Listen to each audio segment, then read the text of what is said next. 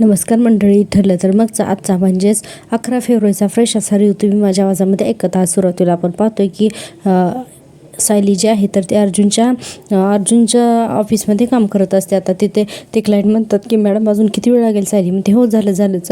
आणि आज बघा सायलीची पुरती वाट लागते म्हणजे ऑफिसमध्ये काम करून इतक्यात दुसरा माणूस येतो आणि म्हणतो की मॅडम मेहताचा फोन आला होता आणि त्यांना काय सांगू, त्यांचे क्लायंट आहे, त्यांची मीटिंग आहे.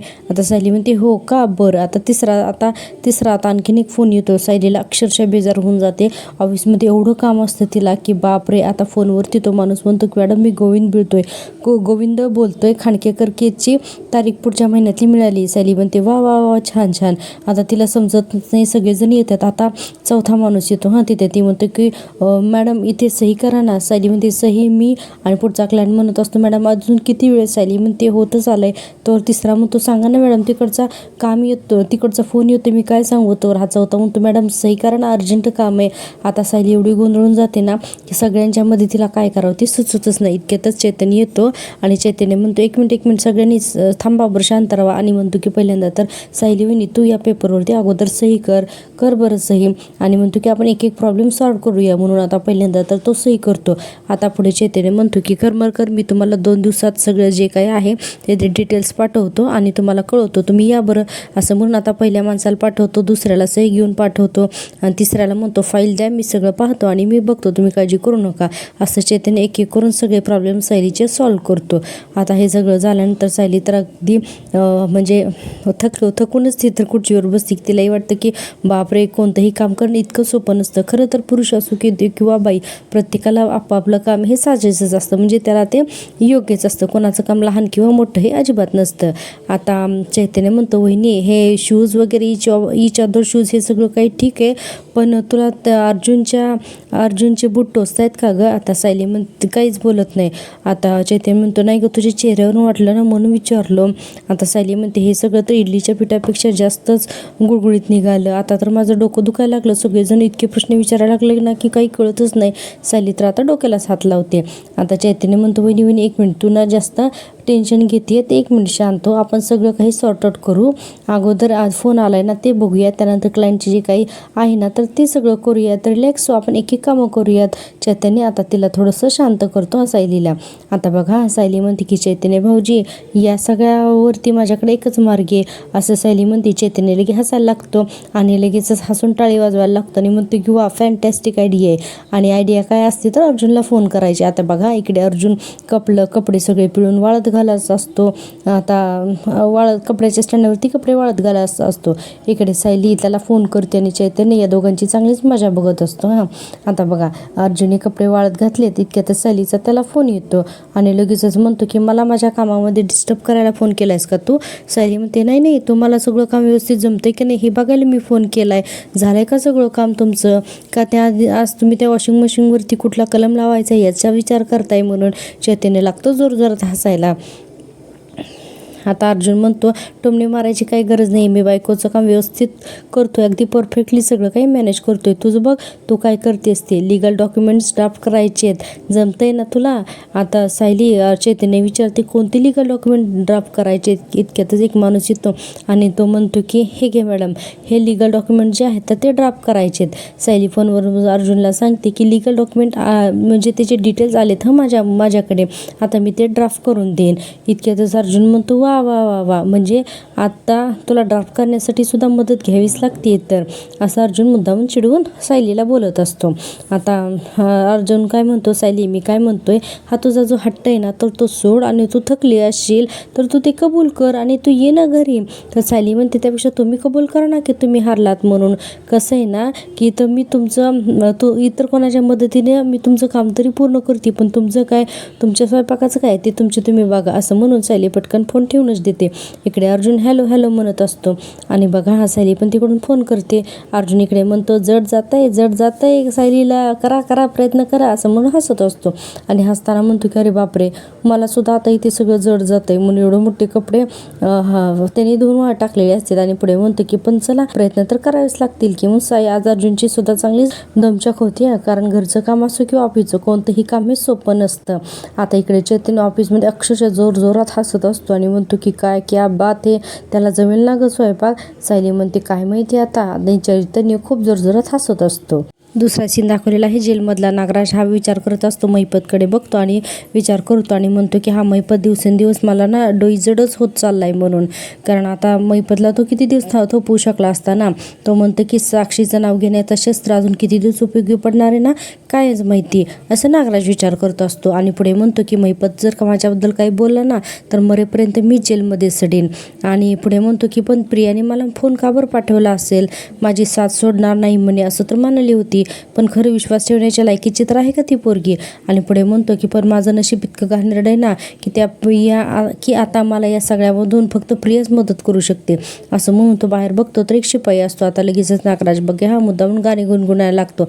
तो शिपाई लगेच नागराजकडे बघतो आणि नागराज त्याला इशारा करतो की महिपतला जरा वेळ बाहेर ने म्हणून, कारण त्याला फोन करायला वेळ हवा असतो ना म्हणून, नाहीतर महिपत बघेल फोन करताना. आता तो शिपाई सुद्धा लगेचच जातो महिपतकडे. आता महिपत बिचारा शांत झोपलेला असतो. आता तिथे जाऊन तो शिपाई म्हणतो की ए उठ उठ, चल उठ, तुला साहेबांनी बोलवलंय काहीतरी चौकशी करायची म्हणून. आता महिपतला बिचाराला शांत झोपलेला उठवतो आणि नागराजला का तर प्रियाशी फोनवर बोलायचं असतं ना म्हणून.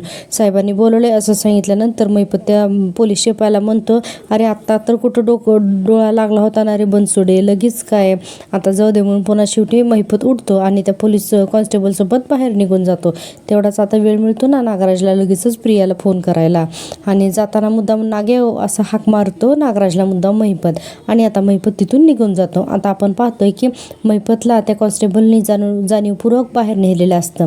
आता लगेच नागराज प्रियाला फोन लावतो. पहिल्यांदा तर खात्री करतो की तो जातोय ना महिपत बाहेर म्हणून. आता तो कॉन्स्टेबल नागराजला पहिल्यांदा तर इशारा करतो की तुम्ही बिंदास फोनवर बोला म्हणून. आणि आता आपण पाहतोय की पुढचा सीन पाहतोय की सायली जी आहे तर ती ऑफिसमध्ये असते अर्जुनच्या आणि तिथे काहीतरी फाईल वगैरे पाहत असते. आता इतक्यात चैतन्य तिथं येतो आणि म्हणतो की वहिनी घे गरमागरम चहा. मग सायली म्हणते वा भाऊजी तुम्ही चहा आणला. आता दोघं जण चहा पित असतात. इतक्यात चैतन्य म्हणतो काय ग काय वाचत होतीस तू. सायली म्हणते की भाऊजी मी रविराज काकांच्या अपघाताची फाईल वाचत होते.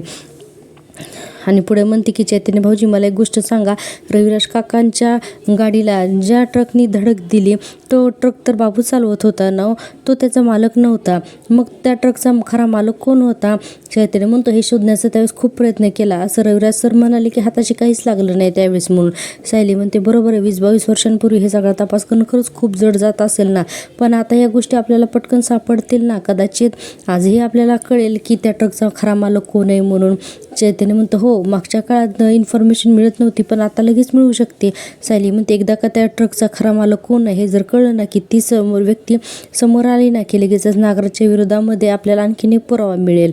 चैतन्य म्हणतो राईट, मी एक काम करतो, मी आता लगेच बाबूला बोलावून घेतो आणि मग फोन करतो चैतन्य आणि म्हणतो की बाबूला घेऊन या रे म्हणून. आता बाबू आल्यानंतर बघ हा मोठी घडामोड घडते. आता बघा दुसऱ्या सीनमध्ये ठरल्याप्रमाणे नागराज आता प्रियाला फोन करतो आणि लगेचच म्हणतो हॅलो. तर तो म्हणतो की फोन कशाला पाठवला होतास. तर लगेच प्रिया म्हणते अहो का पाठवला होतास म्हणजे काय काका, माझे प्रिय काका, मला तुमची केवढी आठवण येते असं म्हणत असते. आणि पुढे म्हणते की आणि तुम्हाला फोन पोहोचवण्यासाठी मला केवढे कष्ट घ्यावे लागले तो काका. नागराजला हे काय आवडत नसतं आणि म्हणते की तुमच्यामुळं काय आणि अण्णा सरांमुळं काय, माझी ज्या ज्या लोकांशी ओळख झाली ना त्या सगळ्यांचा अशा वेळेला करेक्ट उपयोग होतो. नागराज म्हणतो की कामाचं बोल कामाचं. प्रिया म्हणते आता कामाचं काय बोलू काका, मला ना फक्त एवढं सांगायचं होतं तुम्हाला की आत बसून तुम्ही अजिबात टेन्शन घेऊ नका आता. आणि पुढे म्हणते की इथे बाहेर राही ना, बाहेरची आघाडी सांभाळायला मी आहे, सो डोंट वरी काका. आणि म्हणते की आणि हो तुम्हाला जर काही लागलं ना तर मला मेसेज करा हां काका, अगदी हक्काने करा हां काका. आणि पुढे म्हणते की आणि काका तो जो फोन आहे ना तो फोन परत हवालदारला देऊन टाका हां, काय ना की उगाच तुमच्याकडे जर का सापडला तर रिस्क नको ना म्हणून. आणि पुढे म्हणते आणि तुम्हाला जेव्हा कधी माझी आठवण येईल, माझ्याशी बोलावं वाटेल तेव्हा तुम्ही त्याच्याकडून परत घ्या. नागराज म्हणतो यात तुझा काय फायदा आहे. प्रिया म्हणते फायदा छे हो काका, काहीतरीच काय असं म्हणायला लागते. आणि म्हणते की आपल्या माणसांमध्ये कोणी फायदा आणि तोटा बघतं का. आणि म्हणते आणि तुम्ही आता आपले आहात म्हटल्यानंतर तुम्ही जेलमध्ये बसून माझ्या विरोधात तोंड उघडणार नाही हो ना. तर नागराज म्हणतो अच्छा तेच म्हटलं, उगीचच कशाला करशील ना तू हे सगळं. आणि पुढे म्हणतो की स्वार्थीचा प्रिया तू एक नंबरची स्वार्थीस असं नागराज म्हणतो. आणि पुढे म्हणतो पण प्रिया काळजी करू नकोस हां, मी तोंड उघडणार नाही आहे, पोलिसांनी मला कितीही मारलं ना तरीही मी तोंड उघडणार नाही आणि तू तन्वी आहेस हे मी कोणालाही कळू देणार नाही. पण पण म्हणतो की तिला त्या बदल्यात तुला माझं एक काम करावं लागणार आहे. प्रिया लगेच लागते ना हसायला आणि म्हणते की काका काका मला वाटलंच होतं काका, तुम्ही ना संधी बघून करेक्ट डील ऑफर करणारच मला म्हणून. आणि म्हणते की आणि स्वार्थी कोण, तर मी. अरे बापरे. आता नागराज म्हणतो डील काय ते सांगू का, आणि गॅरंटी आहे मला की हे काम तू पूर्ण करणारच म्हणून याची, कळलं का. प्रिया म्हणते हां बोला आता, चला बोला. तर नागराज तिला काहीतरी एक प्लॅन सांगतो. मला वाटते की असं बहुतेक तो सचिन आणि साक्षीबद्दल सांगतो की तो अस्मिताचा नवरा आहे वगैरे. तर तुम्ही मला कमेंट करून सांगा हां तुम्हाला काय वाटतं की नागराजने काय प्लॅन सांगितला असेल प्रियाला. साक्षी सगळं ऐकल्यानंतर काय काय सांगताय काय तुम्ही, हे सगळं खरं आहे. नागराज म्हणतो 100% नाही 113% हे सगळं खरं आहे. प्रिया तर तोंडालाच हात लावते ना, असं भयानक सत्य दुसरी तर कोणतंही नाही, नक्कीच आहे. आणि सचिन आणि साक्षीबद्दल सांगितलेलं आहे. प्लीज प्रेक्षकांना मला कमेंट करून सांगा हां की तुम्हाला काय वाटतं ते. आता आपण पुन्हा पाहतोय सीन तो म्हणजे चैतन्य आणि या बाबूचा. आता हा बाबू जो आहे तर तो म्हणत असतो एक तर त्या महिपतला कधी एकदा जन्मठेप होती ना, असं झालंय मला, म्हणजे मला इथून निघता येईल ना. आणि पुढे म्हणतो की मी तुमच्या ऑफिसमध्ये जास्त काळ नाही राहू शकतो, म्हणजे असं तो चैतन्याला म्हणतो. आणि पुढे म्हणतो त्या महिपत शिकारीचा निकाल लागला ना तर मग मी इथून जायला मोकळाच झालो. इतक्यातच लगेच असं सायली म्हणते लवकरच तुम्ही इथून जाल आणि त्यासाठी तुमची साक्ष महत्त्वाची आहे. आणि पुढे सायली म्हणते मला एक गोष्ट सांगा, हा अपघात घडवून आणायचा हे तुम्हाला किती दिवस अगोदर सांगण्यात आलं होतं. तर बाबू म्हणतो मला हे सगळं 10 ते 15 दिवस अगोदर सांगण्यात आलं होतं आणि मला त्याचे पैसेही मिळाले होते. आणि असंही सांगण्यात आलेलं होतं की त्या तिघांपैकी कोणालाही जिवंत सोडायचं नाही म्हणून. आता बाबू स्पष्ट सांगून टाकतो सायली आणि चैतन्याला. आणि आता आपण पाहतोय पुन्हा नागराजचा सीन. आता नागराज प्रियाला म्हणत असतो प्रिया हे काम माझं तू लवकरात लवकर करणार आहेस, ठीक आहे ना. प्रिया म्हणते काका तुम्ही काळजी करू नका, तुमचं काम झालंच म्हणून समजा. असं प्रिया खूप आनंदाने लगेच फोन ठेवायला लागते. नागराज म्हणते हे थांब हॅलो, माझं अजून बोलणं झालेलं नाही आहे, तुला माझं अजून एक काम करायचं आहे. आता प्रिया म्हणते बोला. आता लगेचच नागराज म्हणतो अर्जुन आणि सायलीवरती लक्ष ठेव. आता अर्जुन सायलीवर लक्ष ठेव म्हणतो. आणि पुढे म्हणतो की असं काही तर कर की त्या अर्जुनला माझ्या विरोधात कोणतेही पुरावे मिळता कामा नयेत. आता प्रिया इकडे हसतच असते आणि म्हणते की काका किती घाबरता होतो मी, तुमची काळजी घ्यायला मी इकडे आहे ना. अहो मी असा कान करून ठेवलाय ना की अर्जुनला तुमच्या केसकडे लक्ष द्यायला वेळच मिळणार नाही. नागराज म्हणतो का गं काय केलंस तो. तर लगेचच बघा हा प्रिया म्हणते मी अर्जुन आणि सायलीला मुद्दामून डिवचलं की आणि असं सांगितलं की तुम्ही एकमेकांचे काम अजिबात करूच शकत नाही. त्यांना चांगलंच डिवचलं आणि त्यांच्यात भांडणं लावली. आणि आता त्यांना स्वतःचा मुद्दा सिद्ध करायचा आहे. आणि म्हणून तो अर्जुन किचनमध्ये जाऊन सायलीसारखं राबतोय आणि ती सायली ती बसली ना अर्जुनसारखी जाऊन ऑफिसमध्ये जाऊन बसली असं असं प्रिया सांगते. आणि पुढे म्हणते की सायलीला ऑफिसमध्ये काही जमणार नाही आणि अर्जुन तो आपला बिचारा किचनमध्ये राबतोय, म्हणजे तुमच्या केसकडे लक्ष द्यायला त्याला वेळच नाही आहे. नागराज म्हणते चल काही सांगू नकोस तो उगाच तू भडकवलं आणि तो ते भडकले म्हणे, शक्यच नाही आहे, चल ठेव असं नागराज म्हणतो. प्रिया म्हणते अहो मी खोटं बोलत नाही आहे, मी हे सगळं तुमच्यासाठी करते असं म्हणते. आणि पुढे म्हणते एक मिनटं आपण काम करूयात, मी असं आम्हाला एक चान्स मिळाला ना की मी ना तुमचा एक छान असा फोटो काढून पाठवते, मग तर तुम्हाला कळेल. आता नागराज म्हणतो माझ्या गुडबुक्समध्ये राहण्यासाठी तू हे सगळं करतेस, काय पण बोलते आणि काही पण करणार का, मला सगळं कळतंय, ठेव फोन आता आणि माझं काम लवकरात लवकर कर, चल ठेव फोन असं नागराज म्हणतो. आणि आता पटकन फोन ठेवतो आजूबाजूला जेलमध्ये बघत आणि प्रियासुद्धा आता फोन ठेवते. आता आपण पुन्हा सीन पाहतोय सुभेदारांच्या घरातला. कल्पनाताई म्हणत असतात सायलीला खूपच उशीर झाला ना, अजून कशी आली नाही ऑफिसमधून. इकडे अर्जुन किचनमध्ये मसाले डबा शोधत असतो. प्रतापराव म्हणतात येईल ग आज अर्जुन सुभेदार म्हणून तिचा पहिलाच दिवस आहे ना. इतक्यात अस्मिता म्हणते मला भूक लागली आहे. प्रतापराव म्हणतात मला पण. अस्मिता म्हणते पण या खऱ्या अर्जुन सुभेदारला स्वयंपाक जमतच नाही आहे. प्रतापराव हो ना म्हणत असतात. इतक्यातच विमल म्हणते आज मसाले भाताचा बेत करतायत दादा. प्रतापराव तर म्हणतात बापरे. अर्जुन लगेच म्हणतो हो मसाले भात, आणि तो त्या मसाल्यांमध्येच बघत असतो हे काय सगळं म्हणून.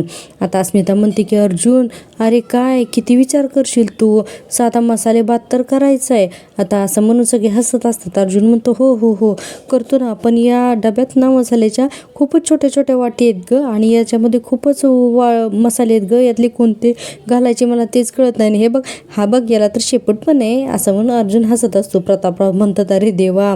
अस्मिता लागते हसायला, विमल पण हसत असते. कल्पनाताई म्हणतात अर्जुन तू तर म्हणाला होतात की बायका फक्त आराम करतात आणि जे काही छोटी छोटी करतात ना तर ती अगदी सोपी असतात म्हणून.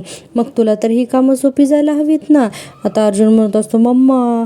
आता प्रतापराव म्हणतात आता टोमणे म्हणालेस का कल्पना, जा जरा त्याला मदत कर, आणि तू जर का त्याला मदत केली नाहीस ना तर आपल्या सगळ्यांना आज उपाशी राहावं लागणार आहे. अस्मिता सुद्धा म्हणत असते. आणि आता अर्जुन इकडे विमलला मसाले दाखवत असतो. कल्पनाताई म्हणतात अर्जुन चुकतं हे सांगाल, मी 21 तुम्हाला उपाशी ठेवलं असतं पण अस्मिताला कसं उपाशी ठेवणार. तर लगेचच कल्पनाताई म्हणतात अर्जुन दे रे इकडे, मी तुला त्यातले मसाले दाखवते म्हणून. आता त्या मसाल्याच्या डब्यातले सगळे मसाले बघतात आणि आता कल्पनाताई अर्जुनला सांगतात आता तुला ना मसाले भातासाठी यातली काळी मिरी, लवंग, दालचिनी आणि ही मसाला वेलची एवढं सगळं घालायचं आहे आणि तुला कधी आणि कसं घालायचं हे तुला माहिती आहे ना. तर अर्जुन म्हणतं हां हां माहिती आहे मला, टेन्शन घेऊ नकोस मम्मा, सगळं येतं मला, आय एम द ग्रेट असं म्हणतो. आणि पुढे म्हणतो अरे वा हे बघ मम्मा याच्यामध्ये फुलसुद्धा आहे. तर त्या म्हणतात याला चक्री फूल म्हणतात. काय ना की एकदा तू जेवताना तुझ्या पानात चक्री फूल आलं, त्यानंतर तू जेवण सोडलं होतं, तेव्हापासून सायली कुठल्याही पदार्थामध्ये चक्री फूल घालत नाही कारण तुला आवडत नाही म्हणून, आणि तिला तर ते खूपच आवडतं. आता हे सगळं ऐकल्यानंतर अर्जुन म्हणतो की अरे हे किती लक्षात राहतं ना माझ्या बायकोला, हे सगळं ती एवढं सगळं करते माझ्यासाठी असं अर्जुन म्हणतो. आणि पुढे म्हणतो कमाल आहे बाबा. सायली आता कल्पनाताई म्हणतात बायको अशीच असते, नवऱ्याच्या सगळ्या लहानसहान गोष्टी तिच्या लक्षात असतात, त्याला काय आवडतं काय नाही सगळं ती लक्षात ठेवते, पण तिला ना त्याची कधी शब्बासकी मिळते ना कधी सुट्टी मिळते ना कधी पगार मिळतो. बायको ही अशीच असते. आता असं म्हणल्यानंतर अर्जुन बघतच राहतो विचार करत. प्रतापराव म्हणतात पुरे आता पुरे पुरे बस. आणि अर्जुन जरा हात चालव, आम्ही सगळेजण जेवणाची वाट बघतोय. अर्जुन म्हणतो हां पटकन पटकन 10 मिनिटात, म्हणून इतक्या बरोबर कामाला लागतो की फास्ट स्पीडमध्येच. कल्पनाताई म्हणतात करा आता स्वयंपाक करा. आता मी मला अर्जुनला मदत करत असते आणि मस्त असा आज ही कॉमेडी सीन दाखवलेला आहे मसाल्याच्या डब्यातला. आता आपण पुढचा सीन पाहतोय. सायली बाबूला म्हणत असते की जो ट्रक तुम्ही अपघात करण्यासाठी वापरला होता त्याची व्यवस्था पण 10-15 दिवस अगोदरच केली होती का. तर मग बाबू म्हणतो नाही ती 1-2 दिवस अगोदरच झाली होती म्हणून. आणि आता पुढे चैतन्य म्हणतो की तो ट्रक कोणाचा होता हे तुला माहिती का बाबू. आता बाबू म्हणतो नाही पण तो मैपशिकरणीच दिला होता असं आता बाबू सांगतो. आणि पण म्हणतो की पण नंतरचा ट्रक कोणी दिला ते नव्हतं मला माहिती. आता सायली अर्जुन बघतच राहतात ना, सायली आणि चैतन्य बघतच राहतात. सायली म्हणते नंतरचा म्हणजे आधीचा नंतरचा हे काय प्रकरण आहे. तर बाबू म्हणतो की ज्या ट्रकने मला अपघात करायचा होता ना तो ट्रक आहे ना तर तो ट्रक ऐन वेळेस तोच बंद पडला होता. आता असं म्हणल्यानंतर ही तर शॉकिंग बातमी वाटते चैतन्यला आणि सायलीला. आता बाबू हे सगळं त्यांना आठवून सांगायला लागतं हां की तो ट्रक बंद पडला असं त्याने महिपतला फोन केलेला असतो आणि म्हणतो की साहेब एक घोळ झाला आहे की तो ट्रकमध्येच बंद पडला. आता महिपत म्हणालेला असतो की काय असं कसं काय झालं. आता महिपत म्हणतो अरे बाबू तो ड्रायव्हर आहे ना काहीतरी खटाटोप करून सुरू कर ना. तर बाबू म्हणालेला असतो की साहेब मी ट्रक चालवतो, बंद पडलेला ट्रक नाही रिपेअर मला करता येत. महिपत म्हणतो चल ठेव फोन मी करतो काहीतरी. आता नागराजी तिथेच असतो आणि म्हणतो हे काय झालं. महिपत म्हणतो ट्रक बंद पडला आणि त्या बाबूला तो काही सुरू करता येईना. मग आता नागराज म्हणतो अरे बाबा खूप मेहनतीने हे सगळं प्लॅनिंग केले, आता हे ऐन वेळेस हे असं सोडून नाही चालणार.